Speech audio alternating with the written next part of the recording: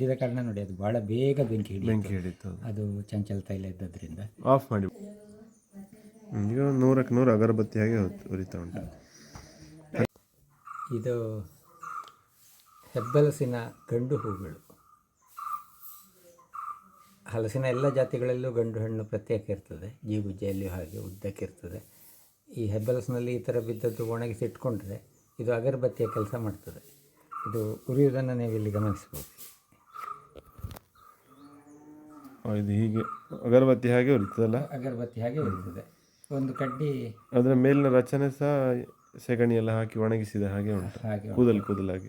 ಇದಕ್ಕೆ ಪರಿಮಳಕ್ಕೆ ನಾವು ಯಾವುದೇ ಚಂಚಲ ತೈಲದಲ್ಲಿ, ವಾಲಟೈಲ್ ಆಯಿಲ್ನಲ್ಲಿ ಅದ್ದಿ ಒಣಗಿಸಿ ಇಟ್ಕೊಂಡ್ರೆ ಆಯಿತು.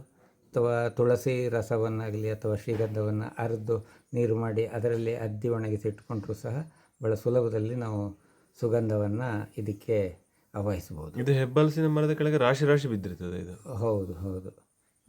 ನೀವು ಸಂಗ್ರಹಿಸಿ ಇಟ್ಕೊಂಡ್ರೆ ಒಂದು ಮರ ಒಂದು ವರ್ಷಕ್ಕೆ ನಮಗೆ ಬೇಕಾದಂಥ ಎಲ್ಲ ಪೂಜೆ ಪುನಸ್ಕಾರಗಳಿಗೆ ಸಹ ಅಗರಬತ್ತಿಯಾಗಿ ನಮಗೆ ಲಭ್ಯ ಸಿಗ್ತದೆ. ಮತ್ತು ಹಾಗೆ ಕುತೂಹಲಿಗಳಿಗೆ, ಪ್ರಕೃತಿ ಪ್ರಿಯರಿಗೆ ಇದನ್ನು ಮಾರಾಟ ಮಾಡಿ ಕೃಷಿ ಆದಾಯವನ್ನು ಹೆಚ್ಚಿಸುವ ಒಂದು ಸೌಕರ್ಯವೂ ಇದರೊಳಗೆ ಉಂಟು. ಒಮ್ಮೆ ಬೆಂಕಿ ಕೊಟ್ಟು ನೋಡುವ. ನೀರಿಗೆ ಹಾಕಿದ್ದೇವೆ ನಾವು. ಇದು ಒಣಗಿಸಿ ಒಳ್ಳೆ ಬಿಸಿಲಲ್ಲಿ ಒಮ್ಮೆ ಇಟ್ಕೊಂಡ್ರೆ ಅಂತೂ ತುಂಬ ಸುಲಭ. ನೀಲಗಿರಿ ಎಣ್ಣೆ ಅದ್ದಿದ ಕಾರಣ ನೋಡಿ ಅದು ಭಾಳ ಬೇಗ ಬೆಂಕಿ ಹಿಡಿತು. ಅದು ಚಂಚಲ ತೈಲ ಇದ್ದದ್ರಿಂದ. ಆಫ್ ಮಾಡಿಬಿಡಿ. ಅದು ಒಳಗಡೆ ಹಿಡ್ಕೊಳ್ಳಿಲ್ಲ ಇನ್ನು.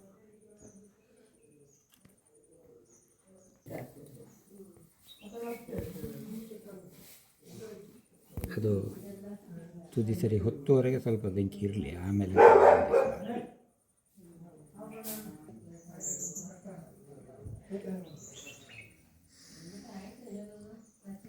ಈಗ 100ಕ್ಕೆ 100 ಅಗರಬತ್ತಿಯಾಗಿ ಉರಿತಾ ಉಂಟು.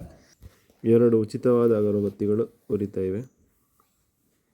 ಇದನ್ನು ನೀವು ಕೂಡ ಮನೆಯಲ್ಲಿ ಮಾಡ್ಬೋದು.